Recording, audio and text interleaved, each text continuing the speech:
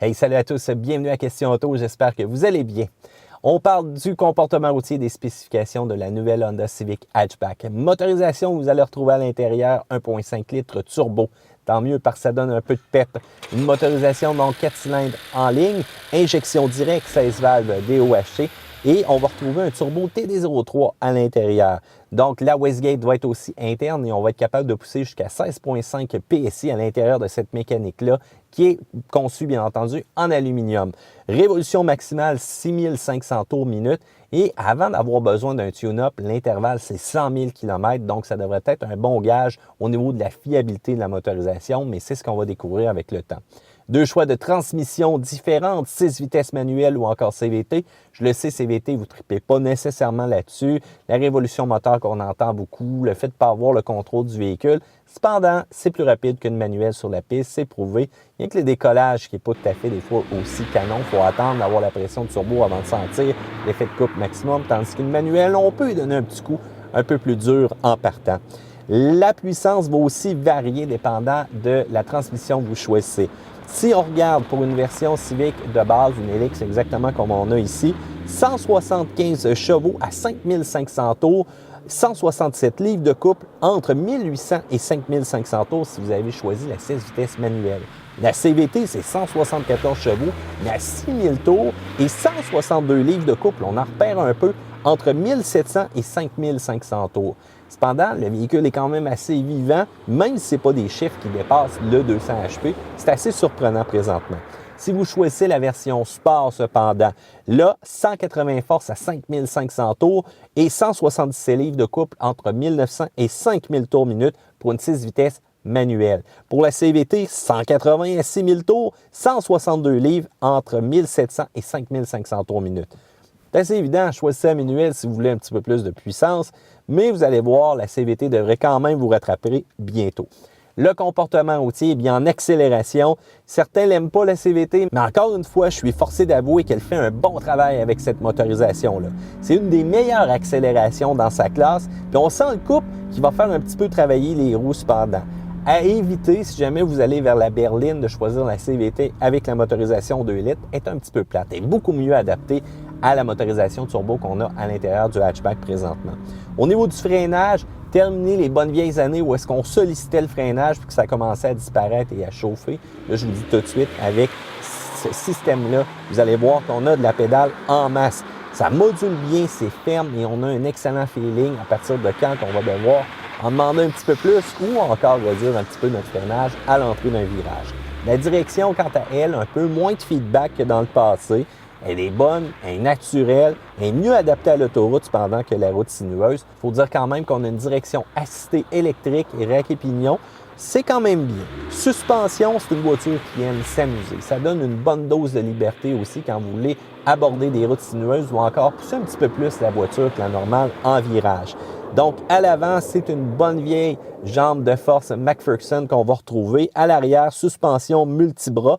Les barres stabilisatrices aussi. À l'avant, qui va être tubulaire, 25,5 mm et de 16,5 mm à l'arrière solide. La répartition du poids aussi vient un peu jouer là-dedans. On a une répartition de 60-40 avec la configuration qu'on a présentement. Le confort, beaucoup mieux que dans le passé, ça c'est sûr. C'est rendu presque une Honda Accord, une Honda Civic. Ça a beaucoup évolué. Même lorsqu'on prend place à bord, la visibilité est très intéressante, peu importe où est-ce qu'on va vouloir regarder. À l'arrière, c'est un peu juste, mais on a fait quand même un bon travail pour éliminer un peu la section bloquée par le fameux aileron ou encore la section essuie-glace.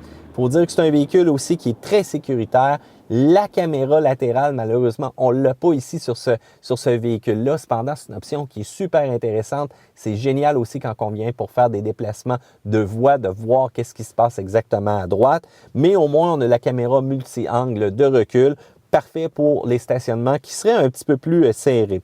On a aussi une structure donc très avancée qui va être très résistante au niveau des impacts et même au niveau des ceintures à l'avant. Donc, on va avoir un certain tensionneur automatique qui va nous permettre d'avoir le meilleur maintenu possible en cas d'impact. Si jamais vous choisissez le fameux Honda Sense Package, sachez qu'il est disponible uniquement avec la CVT, mais là, on va vraiment avoir la totale, c'est-à-dire les avertisseurs de collision, les systèmes qui vont nous avertir aussi si jamais on a un dépassement de ligne, qui va nous assister donc à nous ramener aussi à l'intérieur des lignes.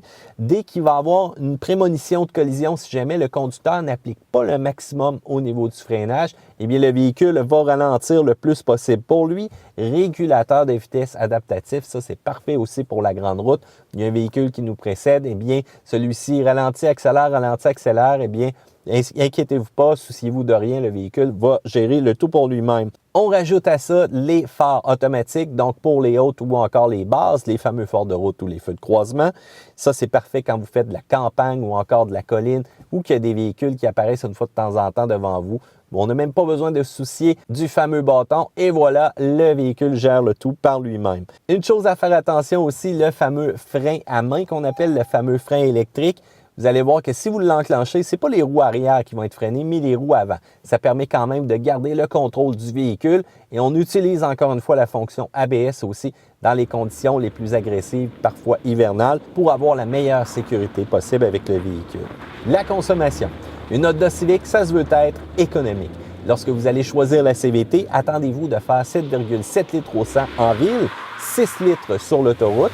Et si vous choisissez la manuelle, on augmente un peu à 8 litres en ville et 6,2 sur l'autoroute. Si vous choisissez la version sport manuelle, on réduit un petit peu en ville à 7,9, mais on augmente à 6,6 sur l'autoroute. Donc, peu importe la version que vous choisissez, c'est quand même assez économique. Il faut dire aussi que la Honda Civic offre un excellent confort à l'intérieur, que ce soit pour le conducteur, pour ses passagers. Ça n'a rien à voir avec ce qu'on retrouvait dans le passé. C'est rendu presque une accord et ça, c'est ce que j'aime. Une chose est sûre, la Honda Civic se veut une voiture économique et ça, c'est intéressant car on est capable de rallier performance, économie, confort à l'intérieur, tout ça dans un package super intéressant. Je vous le dis tout de suite, si vous aimez la conduite, si vous aimez la conduite sportive, mais que vous avez une famille et que vous devez trimballer du stock, pensez à cette voiture-là. Ça va vous plaire par son comportement routier très intéressant. Maintenant, je veux vos commentaires directement en dessous, c'est là que ça se passe. N'oubliez pas de jeter un coup d'œil sur notre description aussi, on a mis plein de liens intéressants pour vous. Faites le pouce en l'air si vous aimez cette vidéo-là et n'oubliez pas de vous abonner dans le coin en haut à Question Auto. À plus!